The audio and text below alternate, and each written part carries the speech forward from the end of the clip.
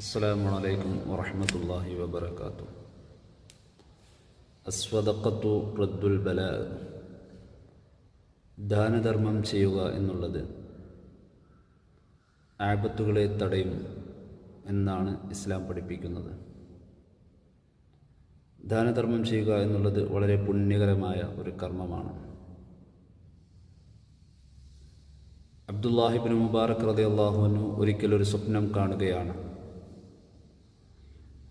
രണ്ട് പക്ഷികൾ പരസ്പരം സംസാരിക്കുന്നതായിട്ടാണ് അദ്ദേഹം സ്വപ്നം കാണുന്നത്. അതിൽ നിന്നൊരു പക്ഷി പറയുകയാണ്,